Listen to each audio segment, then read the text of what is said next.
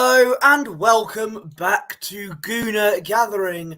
My name is Posh Bertie, the poshest man in all of sports entertainment. And joining me, well, it's not Gooner Gathering's founding father. He's having a bit of a break, ready for the Spurs and Man City watch along tomorrow. But joining me is he's not the founding father of Wrestle Dogs, because that's heel Batman, isn't it?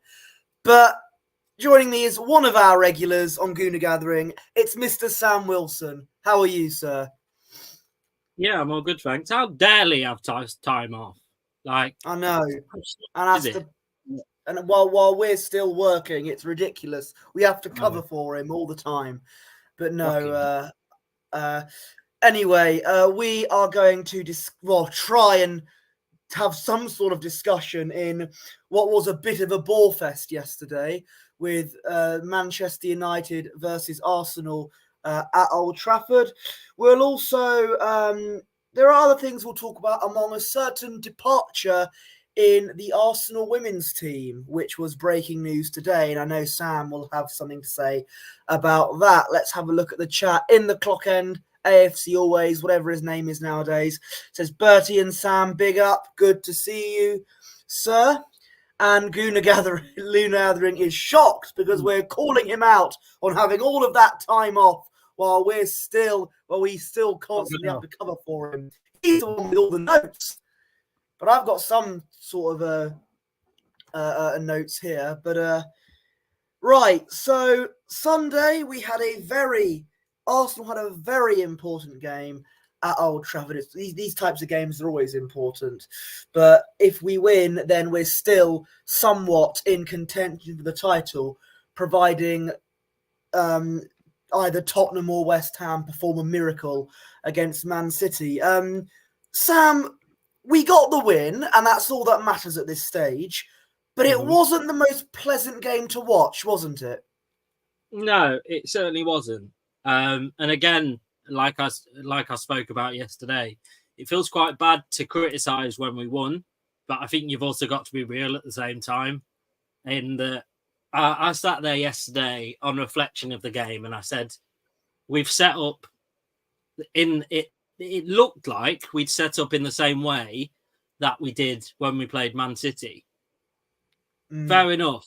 You've got to deploy. That was probably, looking back at it, that was deploying a good tactic in that we kind of tried to soak up the pressure and tried to take opportunities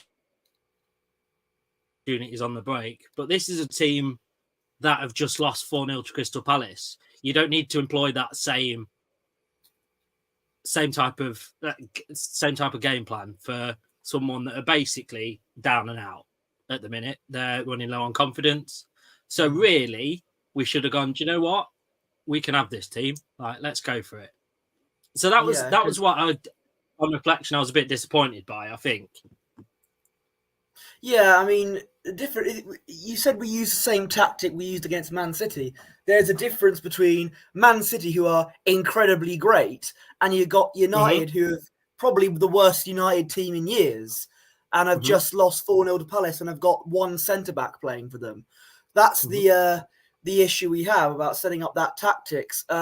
In the clock end says Old Trafford was like a waterfall in reference to the roof leaking at the final whistle. It was bad at the end, wasn't it? Like, did you see the like in the actual stands where the water was just literally running from underneath the seat? Like, I'm sure they were singing. I'm pretty sure because the Arsenal fans stayed behind like a long time after, and they were singing "Old Trafford's falling apart." Well, that was wonderful. But yeah, it was a good job that it held off till it did, like towards the end of the match. Else we could have been in like serious trouble, really, from how much it like just the heavens opened. Good to see Del Boy Gunner TV in the chat. He says, "What's the crap?" I'm not going to do an Irish accent, but I know what you're trying to say. Thank you very much, Del Boy, for tuning in. And yeah, always good to see you. Subscribe to his channel, great guy. AFC always says, "We started off fast and went into slow mode." Yeah, ever since the Trossard goal, which we'll get to in a minute, it just went a bit. It was like, in the words of the great Finley Martin from Inside the Ropes, when talking about Triple H in the 2000s. It's like we were playing football while neck deep in toffee. That's how it felt after the Trossard goal. And it's just really like me and you, though, isn't it? To start off a video 5 minutes in, even though we've won, putting some like negative spin on it. Like Lee's in the background thinking, "Oh no, they've started again. It's going to be an hour now." We'll talk about Trossard's goal in a minute. That's a positive. Yeah. And also the fact we've only gone 5 minutes and only one wrestling reference. Usually with me and Mr. Meadows, it's 5 seconds. AFC always says if that was Man City, they would have gone for blood. Mm-hmm. Yes, absolutely. If Man City were up against that United team, then yeah, it'd have been over by half time. But if that was Man City against us as well, he also would have been over by half time. So yeah, you're right on both sides. Lee Meadows mentioning Old Trafford being like a waterfall. And Del Boy says, we went into slow mode, but we could have upped the gears if they scored. They didn't, luckily. It's a good job they forgot how to shoot, because if one of those chances, like one of the chances Garnacho had, instead of him aiming the ball into Rose Ed, if one of those went in, then we would have been it would have been a different game. We would have had to deploy a plan B, which Arteta isn't exactly known for. I'm not sure I agree with that one, to be honest, because I was watching it with Dad and I was saying, if they score now, we're in trouble. And that was the whole of the second half. Because I think we would have been. I think if they was to score, I think we would have struggled to score again. Just because of the way, I don't know what it was. I can't put it down to anything. It just seemed like, I don't know, it was weird. It was as if we'd already won the league and we were 10 points clear and we had nothing to play for. It was just nuts, wasn't it? To sit and watch, thinking, actually, you've got a chance to be in the title race and you still are, and you turn up like this. I'd have had the players in the change rooms and going, what's going on? I know we're winning, but what's going on? Like, this is a shadow of the team that I've seen all year, and it was. Unless he set it up like that, but I just can't see how we would have thought that was a good idea. Yes, Lee says never in doubt. Of course, you were confident going into the game, especially the way we started. And he says that was the plan B. Well, of course, that was our tactic going into the game. What we meant was if United scored a goal and made it 1-1, we were going to have to try something else. We were going to have to try plan C, Mr. Meadows. That's what we're trying to talk about. So okay, let's just take a break from the bit of negativity that we're sending here. We don't want all those vibes. We'll talk about the Trossard goal, shall we? We started off well, and we took I'd say quite a deserved lead. I forgot what minute it was, but it was about. I can look at that right away. Trossard scored in the 20th minute to make it 1-0 to the Arsenal. An assist from Kai Havertz, possibly the only time we saw Kai Havertz in that game. And it was a nice tap-in from Trossard, 1-0. What do you make of the goal, Sam? Wasn't that great to see? It was. It kind of... it kind of came out of nowhere, didn't it? Because even though we looked the more dangerous when it got to the box, they were still having the majority of the ball. We were just kind of picking our moments in which to attack, basically. So it kind of came out of nothing. It came from, I think Man United had more of the ball just before we scored. And it was just that kind of one flash. They had more of the ball in terms of like keeping it. We were just losing it straight away. But yeah, it was that moment where I guess, Kai Havertz just came in clutch and went, do you know what? We're having a goal here. So yeah, that was it really. I think it was, obviously it's not one of the, it was complete tapping. So it wasn't a wonderful 60-yard screamer. But it doesn't really matter how you score them. It just needed to happen.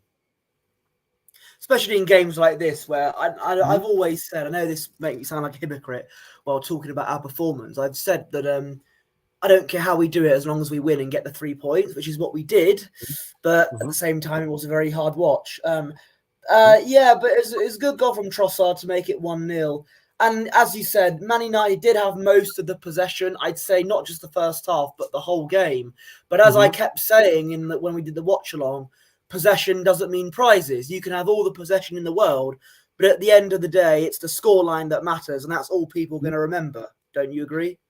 Yeah, I think I think we're the merchants of that, aren't we? Under Wenger, in that we had 90% of the possession every game that we played, but most of the time it meant absolute diddly. So, yeah, I think we're. I keep coming on to streams and saying this. I think this is the massive difference that I've certainly seen over the last 1 or 2 years. Probably a tiny little bit more in terms of that we can just play that ugly game, as some would call it. Not particularly play well, but still somehow find a way to win. And I think that's the difference. Is certainly what set us apart this year, I think. Because we can look back probably on a few games and think, actually, we didn't play fantastic, but somehow we still managed to get the 3 points. So I think that's a massive difference in what we see within the game plan. And I think like we spoke about yesterday, and I think we all said, yes, they had more of the ball, but for the majority of the game, until it got to like the last sort of 20 minutes when I was just panicking, for the majority of the game, you felt somewhat safe in them having all the ball, but knowing most of the time, because I'll come back to why I say most of the time, we still felt pretty safe. Yeah, no, I understand there. AFC always says, thank the Lord that Man United couldn't take their chances. I think that was a difference there. If they had someone who could actually find the ball in the back of the net, then it would have been a bit difficult for us. I think both teams had a bit of lackluster displays, really. Let's be honest. It wasn't it's certainly not even a shadow of previous Arsenal versus United games. And this is what I like. I don't want to sound like an old man and rant about, modern football's garbage. But when you look at previous games between Arsenal and Man United, I know Man United are long gone from the days of Sir Alex Ferguson, but when it comes to games like that, back in the 2000s and the 90s, right, both teams would have done anything and everything to win that game. And now, and you look at Man City against Arsenal this season as well at the Etihad, and you got this game as well. We've just seen games where players are maybe a bit cautious in doing stuff to make them lose, if that makes sense. Do you see where I'm coming from? Yeah, I do get what you mean. It's very kind of, it used to be one of the games that would be like, obviously, we somewhat like know it from hearing about it and stuff more than actually seeing it, obviously, through the years of the 2000s, because I wasn't very old. Yeah. But there's certainly not your massive characters how they used to be, is there? I guess Saliba in our defence is a massive character, but it's not the same as what it once was in terms of, I do think I saw the comment as well. And I do think it's worth touching on. I think the place in which we struggled the most, I think, yesterday was midfield, which is really bizarre. Yeah, I was going to get onto that. Because our midfield's been obviously one of our strongest parts of the pitch, really. But I don't know. It seemed like Partey first half was all over the place. Seems like he's not got back to full kind of not fitness is not the right word, but full kind of. Well, I thought that when he started against Chelsea and the past 3 games afterwards, I thought he did very well. But it was this game at Old Trafford where I think he was probably one of the worst players on the pitch. And I think I said early on in the second half, get Jorginho on. Partey might turn into a liability at this rate. You need a bit of composure midfield. He was giving away the ball an awful lot, wasn't he? Like giving away stupid ball, not like not like that's unlucky, just giving away completely. He slipped over as well, didn't he? At one point, I can't remember when, but it was trying to stop United from getting the ball in our area. And again, I feel really bad. I feel really bad slating Rice and Odegaard, because obviously there are two best players, probably our two best players all season, along with Saliba. But they just looked in a shadow of themselves as well. Like Odegaard was just getting completely bullied in the midfield, and then Rice was kind of just, I don't know. Normally he's just unbelievable to sit and watch, just his play. But yesterday again, he kind of somewhat felt like he was sleeping all the game. So it's a weird one. I don't think they were helped. I think Ben White was pretty shocking, to be fair, yesterday. I didn't even know he was playing sometimes. So yeah, he spent. I get part of his game is that he's an attacking player, but in his spot in defence, there was always a massive wide empty gap, and that shouldn't be happening because he's not Zinchenko. Like he's normally a really good defender, so that was a bit bizarre. But yeah, maybe we saw that more because obviously Saka didn't play particularly well, so maybe he felt that he needed to be up there more. I don't know, but it just wasn't like him at all. Again, I feel really bad because again, one of our most consistent players all season. But yeah, it was just really weird. I can't put a reason or I don't know. I just, it's one of those ones where you just can't find the answers. I just think the substitution Partey off for Jorginho should have been Jorginho on for Partey, should have happened earlier rather than in like the 86th minute. Again, it was it was frustrating, really. AFC always says that Saliba was immense. I agree. He got player of the match. Well deserved. He got player of the match at the Etihad as well. Like I said that Declan Rice was our player of the season, but Saliba is in contention for that, definitely. Like, thank God he hasn't been injured yet. Famous last words. Because I always said if he gets injured, our season's done and dusted. But he's there, and all season I think he's been very good. It's a weird one, isn't it? Because I don't think ever again in a season will we have three players that could have been our player of the season for all different reasons, and they've each got a completely valid reason as to why they're there. So it's going to be those ones where, it's just going to be, I don't know. The way I think about it, I don't particularly think Tottenham's going to get anything tomorrow night. It's just going to be disappointing if it doesn't happen, because we've been the best team week in, week out, and it's not very often that we're going to be able to say that. But I think we generally have been the best team. Even fans of other teams that don't really like Arsenal at all have said, I'm not being funny, but the best team in the league to watch even this year has been Arsenal. So I think it takes a lot for people to say that, because normally they'll do anything to kind of belittle us in any way. So I think that shows that we've clearly done something this season, because a lot of people are saying, do you know what? As much as it pains me to say it, it's a bit like Gary Neville when he when something like a decision is definitely an Arsenal decision, but you can hear the real pain in his voice when he has to say it. It's a bit like that. But yeah, it's just going to be, I don't know. Obviously, I don't want to sound again like I'm bringing things down. I think I've just been like this for 6 or 7 weeks now. So yeah, I've seen your comments, AJ. We'll get to all this when we talk about Tottenham and Man City. AFC always says it felt like a pre-season friendly. I would argue that the friendly that we played against Man United in pre-season, when United won, I think 2-0, was more exciting than that game we saw yesterday. And that back then was definitely a friendly. And, well, Lisandro Martinez didn't think so. But that was meant to be a friendly, and that was more exciting than the game we saw yesterday. I felt really bad. I told Devon to watch it, because I've been trying to get him to watch the football for the last couple of weeks to see that if we can get him into it, and then eventually convert him into an Arsenal fan, of course, like he did with me for a basketball team. So I said, mine and Kyle's team are playing each other today.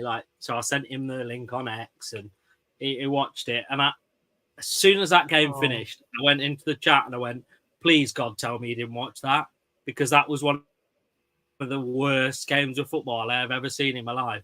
And he's like, "Oh, I only saw a bit of it." I was like, "Oh," because that would have been it forever. Like, we'd have had no chance if he'd have watched that and thought, "Oh, this is what it's like every week, is it?" So, yeah, he didn't. AJ Byatt says, "Good evening, gents. You mentioned very good points here, but we'll get to those in a minute." Gooner Gathering says, "How dare Party slip on a wet surface?" Yeah, he's a professional footballer. He shouldn't be doing what Steven Gerrard does, even though Steven Gerrard is probably one of the greatest midfielders I've probably seen in the Premier League. But you know what I mean, slipping over. Slippy Gerrard and all that. Gooner Gathering says, "It ain't done yet, the season." No, but we know what's coming, don't we? And I think you might have a bit of a word with your father here, because he says, "Keep the faith. Only one thing to say. Come on, you Spurs. I don't want to be in a situation where I'm going to have to cheer for Tottenham bloody Hotspur." That's what I said today. This is what the team has brought us to. It's ridiculous. I said, I said it this morning to a few people, and I just said, why couldn't it have been anyone but that lot? Like, because tomorrow when I'm watching it, if they do score, I'm gonna really want to celebrate, but then I'll have to check myself and go, actually, you just can't do that. Like, as an Arsenal fan, whatever the circumstance, you can't stand and celebrate when that team scores, regardless of whether it's going to help us. I think you wouldn't see a Celtic fan celebrate when Rangers win, don't you? Like, it's absolutely not. I think Postecoglou was quite good in what he said, though, because I've just heard Dad was saying that he was on an interview and they asked him about tomorrow's game. I can't. And he said they asked him, what about tomorrow? And he said, I don't. Along the lines of, I don't like this rubbish. Like, we want to win because we want to win. It's not about like helping other teams out. But I think they do, because I was speaking to a Tottenham fan at work. I do convene with them when it's necessary. I'll be honest. I know a couple of Tottenham fans in my life. They're probably the nicest people I know. So it's a bit of a weird situation. Yeah, go on. Yeah, no, he is, because he's one of those. I think I get on with Tottenham fans that are realistic to the situation. So he'll tell you, like, he'll say, right, we've been rubbish or whatever, or we are rubbish, or we haven't won the league since TV was black. Oh, that. But yeah, so he said they're not going to be bothered about Arsenal because they are playing for the places. Postecoglou's made it quite clear that he's going to get rid of anybody that doesn't kind of seem up to it. So he said, regardless of what's happening, they'll be wanting to play because they're playing for their places at Tottenham. Yeah, it's just what I think is, yes, and Gooner Gathering mentioned, yes, we agree? Yeah, Arsenal deserve to take the race to the last day, breaking win records and goals scored along the way. Yeah, we do deserve to take the race to the last day. I think it's great that we've done that, but we're in a situation where, let's be honest, the advantage is with Man City because they've got a game in hand, which they will win. I mean, AJ's going Spurs 1, Man City 4, and Man City 5, West Ham 0. They're just going to demolish the big goal difference lead that we had. If it's a draw, Tottenham City, it comes down to goal difference. We could be getting a Aguero versus QPR style moment if that happens. But in my opinion, I think City will beat Tottenham quite comfortably. And we have ourselves to blame for it. Because as AJ says, 1 point from a possible 6 against Fulham, that was when back in August, where Arteta just forgot that Gabriel Magalhaes was part of his squad. Imagine doing that. Imagine forgetting about Gabriel Magalhaes. What kind of a manager would do that? And playing Partey at right back, and we draw 2-2 when Fulham had 10 men. And then we go and lose to them at Craven Cottage. And also, after that game, we lost 2-0 to West Ham. Before the Fulham game, I should say. So it's those games where if we actually bucked our ideas up, then we wouldn't be in this situation where we have to rely on Tottenham, of all teams, to do well. if we'd have taken 6 points against Fulham and Actually, I've beat got it Villa, in the. so Okay, yeah, carry if on. we'd have taken 6 points off Fulham and then have beat Villa, we'd have comfortably won the league by now, wouldn't It's we? these Because games here. It's these yeah, games here that grind my gears, as they say. mm-hmm. It's these I two think games that I just think I've, look, I understand struggling against Villa away because they are a very good team under yeah, one good evening Unai Emery.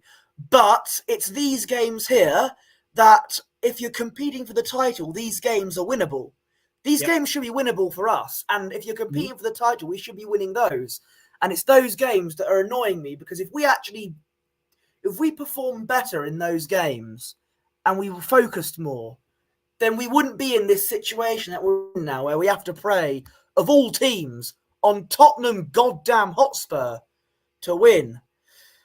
Which they won't, by the Yeah, way, because I think City will win. yeah. The thing is, what has to happen in the course of a season is if you're playing teams like Man City or Liverpool, you can afford to drop points there. That's where you go, do you know what? If we drop points there, that's okay. It's just all these other games that are just they're just not. They're just that's where you lose the games. If you draw twice against Liverpool, draw twice against Man City, draw twice against, I don't know, somebody else, like you're okay if they're all in and around you. It's just those other teams that your Man Cities and your Liverpools will most of the time just walk over, that we somehow get this. I don't know what it is. We just sometimes have this oops moment where we go, do you know what? Whatever. Like, and at the time they won't have felt. At the time they won't have felt that important. But obviously, when we look back now, and had we gone back on those two games on the screen and a couple of others, we would have been lifting the trophy this weekend. Because in terms of how much difference there is now, because obviously there's a couple of points in it.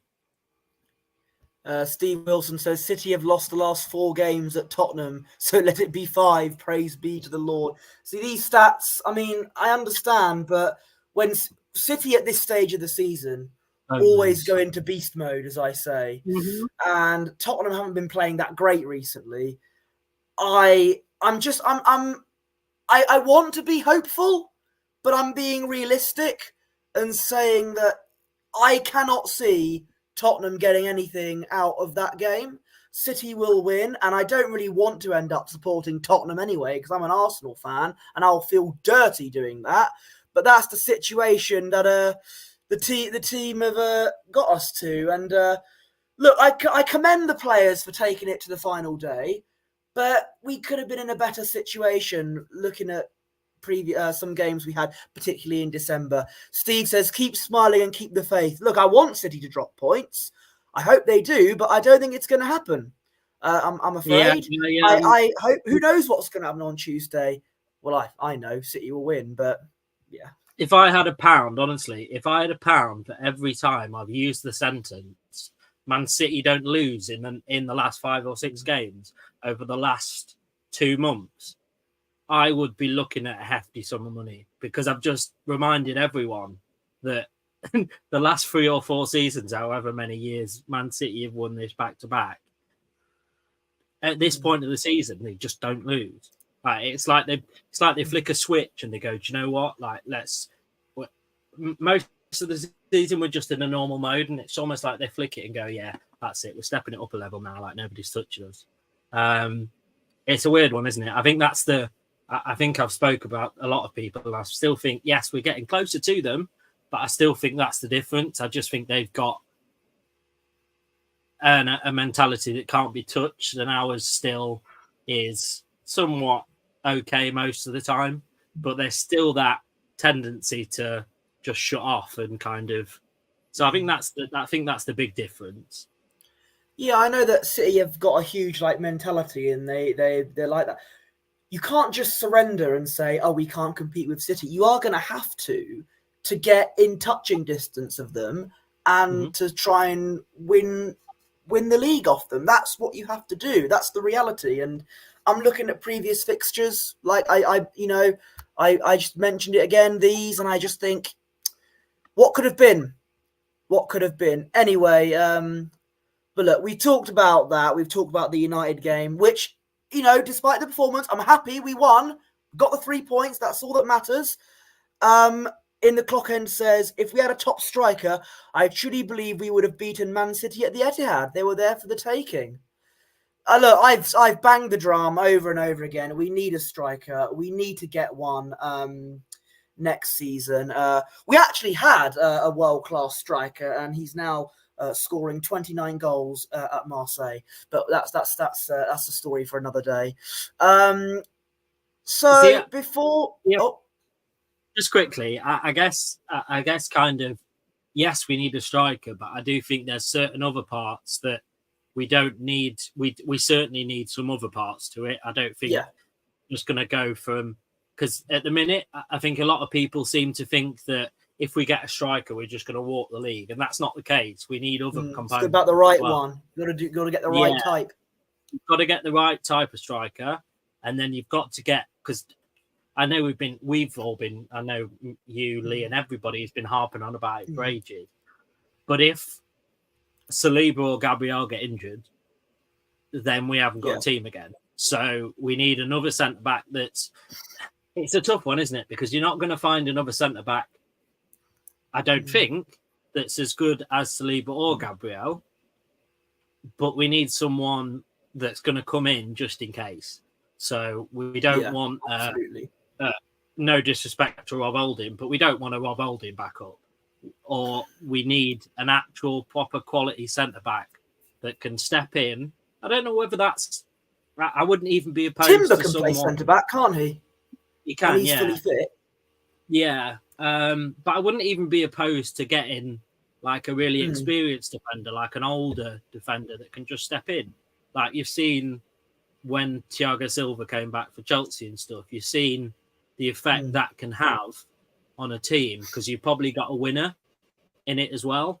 And then you've got someone that can just show it up. So I wouldn't even be opposed to that, to be honest. But yeah, that needs to happen. Striker needs to happen. It's a weird one, isn't it? Because everybody's still talking about CDM. Steve says Tommy can play centre back. If you're talking about Tommy Asu, I think he can only play right back and left back. I haven't seen him play centre back. Ben White can play centre back. Granted, he's not the best centre back out there, but Ivior can play centre back and on one of the sides, can't he? I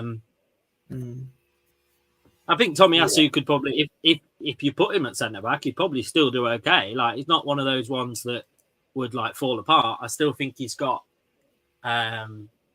But again, we just need someone that's not one of these, because we've got a lot of players that can play in different positions. But it's not as good as an out-and-out centre-back. That's what we need, an out-and-out centre-back. I don't care if he don't play right back or left back. Probably Arteta will. But I just want him to be a centre-back. Don't want it to be anything else, just a centre-back.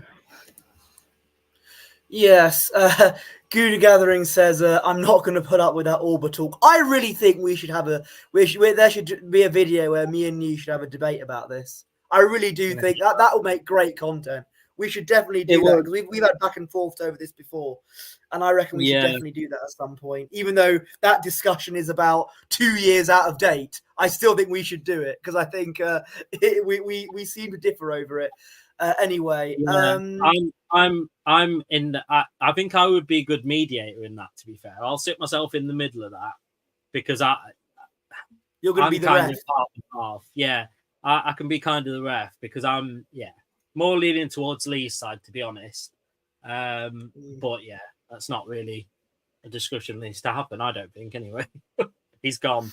No, so, I mean, I wouldn't take him back. Probably wouldn't take him back now. I'm just saying it's a case of why on earth did we get rid of him? But yeah, if he's up for it, I'm up for that. That'll be fantastic. I'll sit and be the ref. A few other points to address, because we mentioned about players coming in and things like that. You may have seen that Arsenal are ready to listen to offers of 7 players. And these players are Aaron Ramsdale, Eddie Nketiah, thank the Lord, Nuno Tavares and Sambi Lokonga, Kieran Tierney, Smith Rowe, and Reece Nelson. Now, 2 of those 7 players, I'm thinking, why on earth are you getting rid of them? And those 2 players are, of course, Eddie Nketiah and Sambi Lokonga. I don't know why you're... No. He scored on Saturday, actually, Lokonga. Fair play to him. The fact that Kieran Tierney is on the list of players to get sold and Zinchenko isn't, who has been a defensive liability for a great portion of this season, is an absolute scandal. What do you make of all of these players being sold? Is there are some, I'm sure you'd say, okay, thank God they're going, and a case of why are they not staying? So I get what you mean about Tierney, because I do really like him. But again, it's not something that necessarily shocked me, because obviously we've asked, apparently we don't know how true it is, we've asked for him to come back and he said no, which to be honest, I can't blame him. Like, we seriously disrespected him as a football player. So I honestly don't blame him at all. But Smith Rowe, that would just be... That is just ludicrous. I don't care, like, if he hasn't played him or if he doesn't get into the team. If he goes to another great player, which he will, I would have thought, he'll probably go to another Premier League club, and we will be made to regret it every single time he plays for somebody else. So they've got to do that with caution, because I don't think that's just me or you that's gonna be annoyed with that. I think it's going to be the whole fan base that's annoyed with that. No, there are people. No, I've seen people that are turning on Smith Rowe simply because Arteta doesn't want to play him. This is what I mean. Arteta has a ridiculous cult following that is just live by the sword, die by the sword, which is annoying because Smith Rowe is a brilliant player. I know he's not been getting the game time that he should be. And that's why he's going to go, sadly, and I think we're going to regret it. And I have a feeling he's going to probably go to Aston Villa and reunite with Unai Emery, and he's going to be absolutely brilliant with all those players that they have. Kuna Gathering says ESR gets sold. He'll get sold for a good price and gets injured all the time. He's only been injured once this season. Has he even been injured at all this season? The thing that really gets me is, let's fast forward back to 3 or 4 years ago when we were really in the mud. Really in the mud. Who were the 2 players that dragged us out of that period of utter diabolicalness every single game that we played? It was Saka and Smith Rowe. Like, every single week, those 2 players. It was those 2 players predominantly that dragged us out of that really tough period. So, I don't know. I wouldn't even... Honestly, I wouldn't even... if I was in Arteta's position, I wouldn't even consider it. Even if a massive offer came in, I'd go, do you know what? Like, there's a chance. There's a real big chance that he's going to go elsewhere and absolutely set the world alight. So I don't want that to happen. So I don't know. It's going to be one of those things, isn't it? And like you say, I think we're going to live to absolutely regret it more than we ever have with the player before. Because obviously we've been made to regret loads of decisions we've made in terms of players, but I think this will be one of the worst. Luke Chapman talking about Northampton Town. Good to see you, Luke. I love it when he's in the chat because he's a good man, good Northampton fan. Russ Morgan, good to see you. We've moved on. We've moved past Smith Rowe, just like we have Jesus and Zinchenko. With Zinchenko, he's not a left back. He's a liability there because there have been countless times this season where opposition players have scored a goal because Zinchenko's just got caught napping on the left-hand side. He should really play as a midfielder for us. But if he was going to play in midfield, Arteta would have done that by now. That's what I think with Zinchenko. He should be a midfielder. But... I don't know what you think on the people saying Jesus to get sold, because I actually don't agree with it at all in one bit. He's a support striker, is Jesus. Yeah, but the reason why, again, I think something else that differs between ours and Man City's benches is that they've got a full bench that can come on and replace the players they've got, and you can't really see much different. we've got to be aiming towards that. And having someone like Jesus on the bench is one of those players. So I don't see why because we're not going to get massive amounts of money for him. If we was going to get loads of money, I'd say, yeah, you know what? Let's take a hit on that. But we're not going to get much money. So I don't see why we'd even be, I don't know, entertaining it, to be honest. I don't know about you. No, yeah, I mean, Jesus stays, according to Arteta last week. I don't think he will get sold in the summer anyway. I didn't think it would happen anyway, to be honest. And Cooney Gathering says, don't make me take you off the air like William Regal did. You're going to have to win the King of the Ring tournament for that, Mr. Meadows. So I probably expect to see you in Saudi Arabia in a few weeks' time, entering that tournament. Bobby Lashley's injured. You might fill in for him. I don't rate Lee Meadows' chances against Gunther. I can't lie to you. I do. You can take him on. You think? Yeah, easily. You'd squash him. Anyway, I think... another player that is, I think, confirmed to be sold is the academy player Rule Walters. Now, he's not got much first-team action at all. People have hyped him up and said, oh, he's shown a lot of promise. When you have a manager who rarely, and I mean very, very, very rarely uses academy players and doesn't really give them a chance, it's a smart decision for Rule Walters to leave. And I have a feeling he'll go the same way as Amari Hutchinson, where he goes to, I don't know, maybe a lower Premiership club or Championship, do very well there. And yeah, that's what I think is going to happen with Rule Walters. I don't know if you have anything to say about Walters leaving. Do you know anything about him? No, I think I think it's a name that's been around our academy system for quite a long time, to be fair. So it's a little bit weird. It's weird, isn't it? Because an academy player can be in our academy setup for like years and years and years, 10 plus years, but then you only sort of hear about them in like a select year or something. So I think it's one of those ones, isn't it? But again, I think it's really, I don't know. I think a lot of people jump on the bandwagon, don't they, and see that he's been really good on Twitter.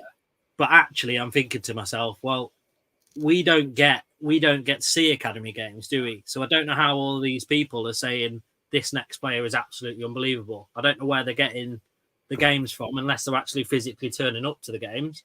But most of them are behind closed doors, aren't they? So I take all this, he's the next Havertz or he's the next Ødegaard. I take that. God, if he's the next Havertz, there's no future for him then. No, but I take all these things like really lightly because I don't actually know most of the time. It's just like me or you. We hear a whisper from someone that somebody's really good, and then me or you could go on Twitter and go, "Oh yeah, he's the best thing that's ever going to happen to Arsenal Football Club." So yeah, I do kind of take it with a pinch of salt, to be fair, with all that academy type stuff. Ross Morgan, a couple of seasons ago when we were going nowhere, it was fine to blood youngsters.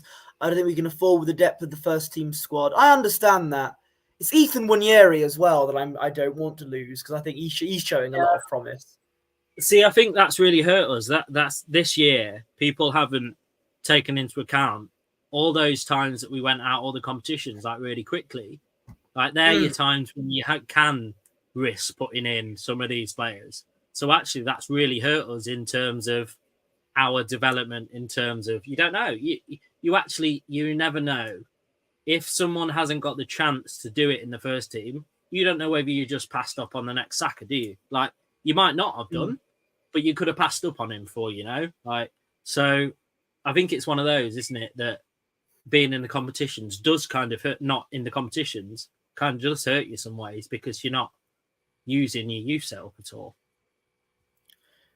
Yeah, I do understand that, but I would rather Rule Walters starts over Cedric Suarez, and I'd rather Wanyeri starts over, say, Mohamed El Neni, for example, because they're going to be leaving anyway. When the kids get a chance, Carabao Cup, for example, Arteta gets accused of not taking it seriously. Well, if we played the youngsters against, if we got Man City away and he played some of the youngsters, then I'd understand where you're coming from. But that's where you use damage limitation, don't you? Because you put in a couple of young players, but then the rest of it you put in your second string players like your Cedrics and your so you've got experience around it. So it's how you do it, isn't it? Yeah. It's all about in-game management, which sometimes Arteta isn't exactly the best when it comes to that. I'm looking at a few substitution decisions, but that's a story for another day. I think we'll get to the final part of the stream, in which the reason why you're here. I need you for this. Big news surrounding the Arsenal women's team. Ms. Vivian Miedemar is going to be leaving Arsenal ladies after quite a few years. And it has come as a shock to a lot of people. I am not exactly knowledgeable when it comes to women's football or Arsenal women's football. That's why, thank God that you are here, Mr. Wilson. What are your thoughts on all of this? I don't know. I just, do you know, it's one of those moments. Thank you. We'll see you next time. It's just like, do you know, one of those moments I don't get often. I don't. When someone leaves a football club, you kind of somewhat get used to it, don't you? It's not very often that I can say it actually physically affects how I feel and my day and stuff.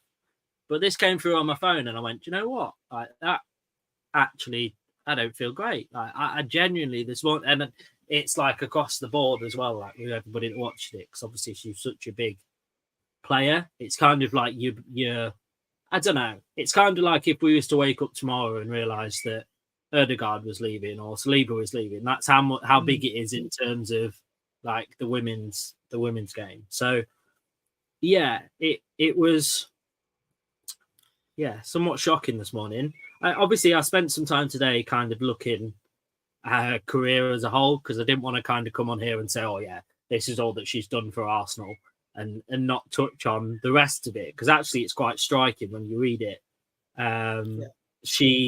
So I've kind of done a little bit of a really short deep dive into what's happened throughout her career. So she signed her first professional contract at the age of 14. Like, wow. That's just something crazy, isn't it? Like, and she made a senior debut age 15. Like, that is just crazy. And I should have wrote down the team that she was playing for at that time, but obviously I didn't. So in 2014, she moved to Bayern Munich. She was a major part of the side that went unbeaten in the 2014-2015 league season, and they won their first women's Bundesliga title, and that was the first time they'd done it since 1976.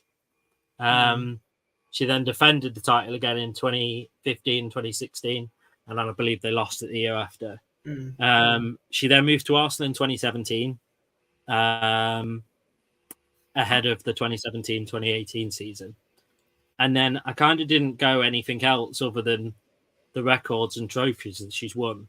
So, again, I'm kind of pleased I brought this to you, because, like, how nuts is this? So, 125 goals and 50 assists in guess how many games? I'm going to give you, so how many games do you think that level of 125 goals and 50 assists, how many appearances would you say that would be done in?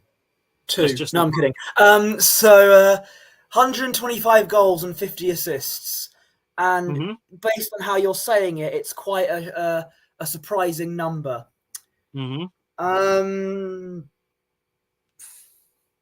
50? But I'll give you another guess, because bearing in mind she's been there, that's miles off. So bearing in mind she's been there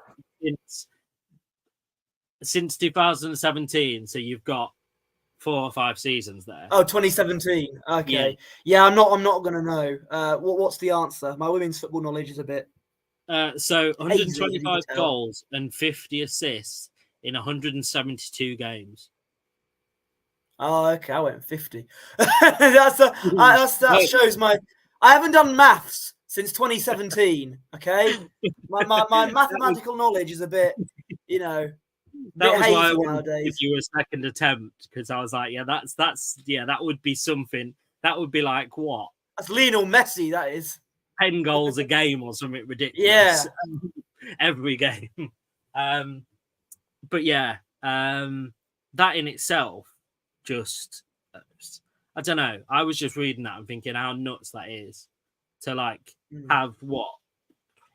Again, my maths is crap. So yeah, a goal a game, says Soul Family J. Welcome to the chat, by the way. First time viewer. But yeah, a goal a game. I mean, not like 10 goals a game, which is what I suggested, but yeah, a goal a game.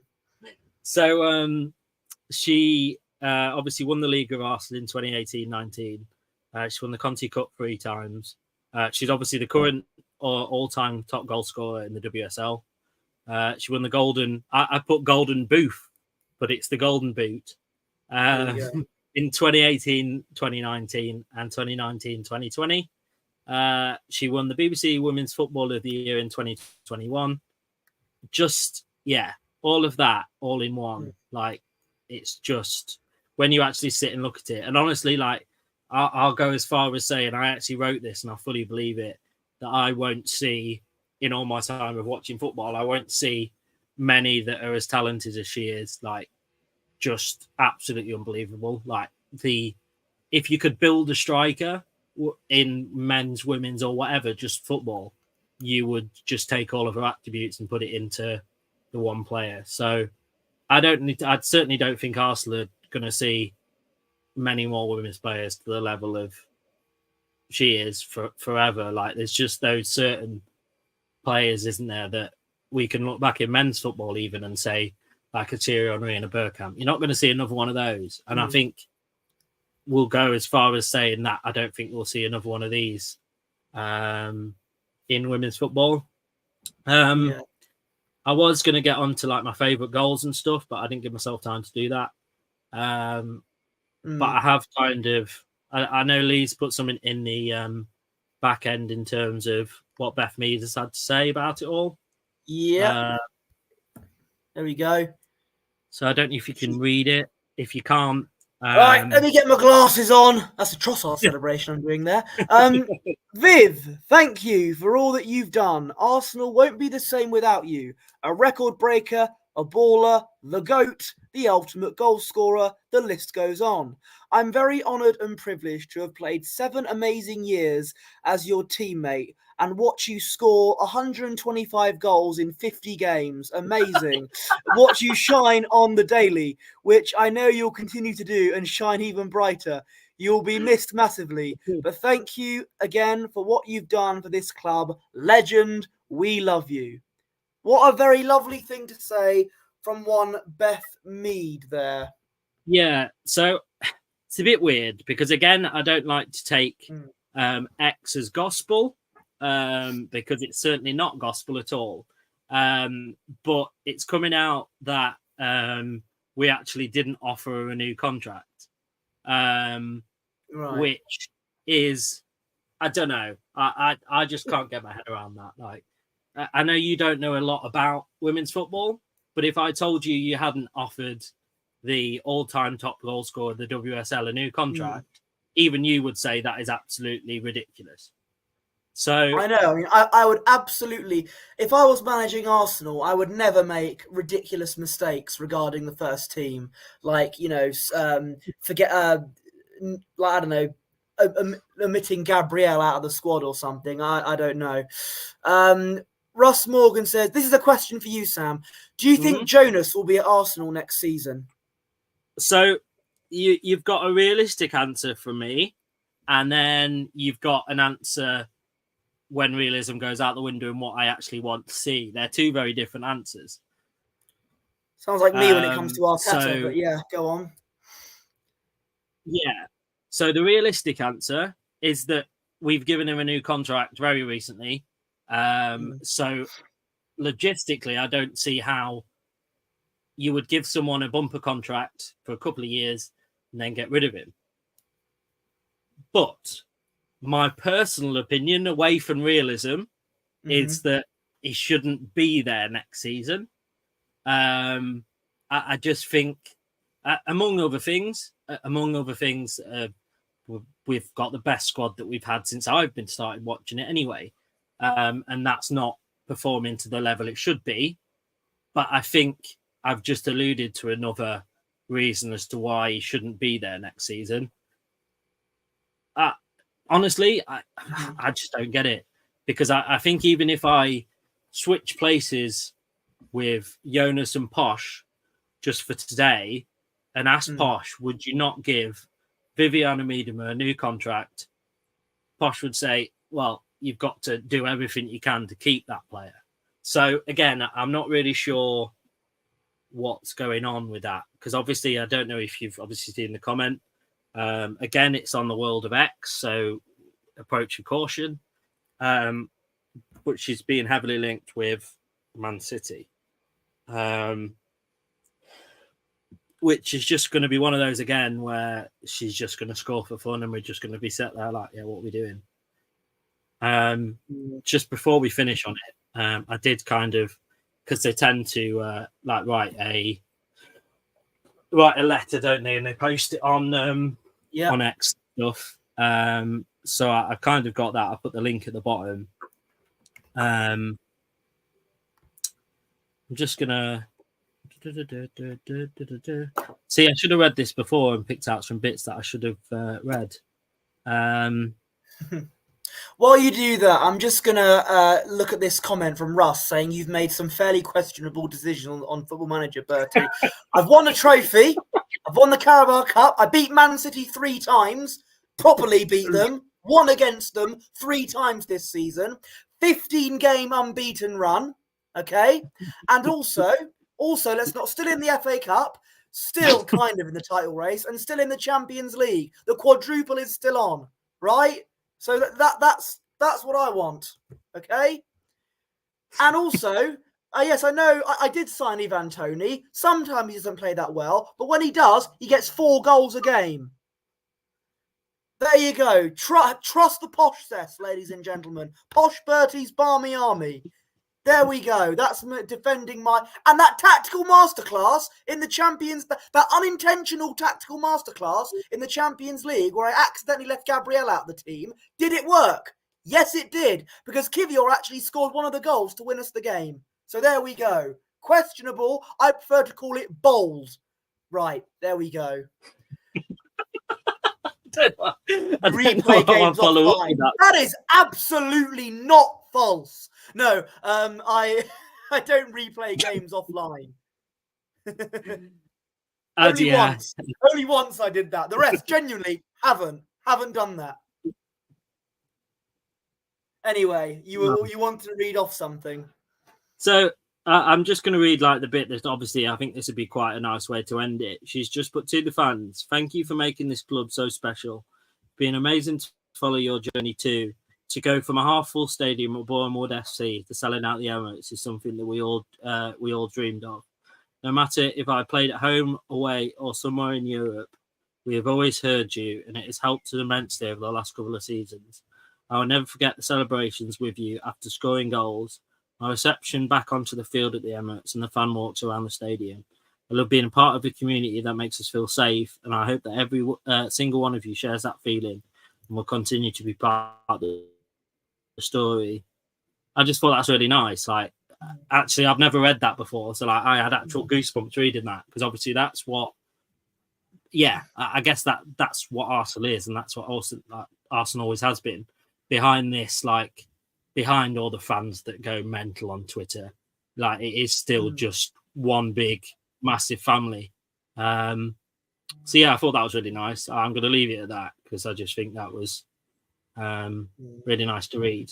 But yeah, it's just going to be weird.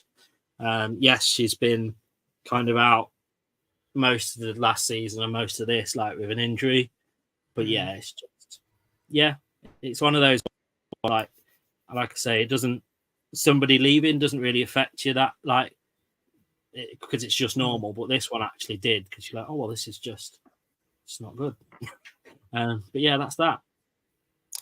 There we go. And AFC Always says Liverpool are winning 1-0 at the moment. The game's just kicked 4 minutes in already. Good heavens. Anyway, that is that. Guna Gathering says good old Emmy. Yeah, thank you very much. I think that's that in terms of what we were going to talk about. Yeah, I think that's pretty much it. Where can they find you on the old socials, Mr. Wilson? Just quickly, the reason why he's put good Oh. old Emmy is Martinez has actually scored an own goal. Oh, really? Yeah, so Ooh. it says, "Oh wow, some call him the best goalkeeper in the world." Jesus, that's just ludicrous. But he has just chucked it into his own net. A howler of all howlers. Wait until you see this. We'll have it for you shortly. Elliot goes down the right and clips a poor cross in. Martinez looks to make an easy claim, but drops the ball. It then sort of deflects off his arm and rolls embarrassedly into the net. Weird. Wow. Okay. If I you see it. can't wait to watch that. No, I can't. That's gonna be interesting. That's going to be a laugh Emi a minute. Martinez, once a gooner, always a gooner, says Be AFC always. a laugh a minute.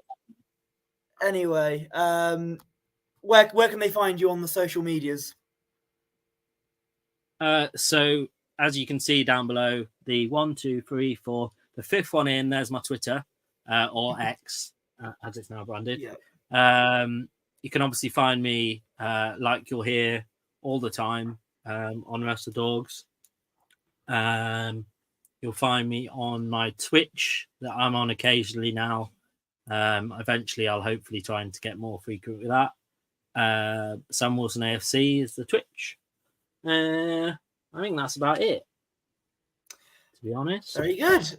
You can follow me on X at PoshBertie. My Instagram is at BertieOneless. I also run Gooner Gathering's Instagram account, which is, of course, at Gooner Gathering, where Mr. Meadows will definitely be back tomorrow for Spurs versus Man City, hoping that City can drop points. Spoiler alert, they won't. And until next time, guys, take care, and I'll see you next time.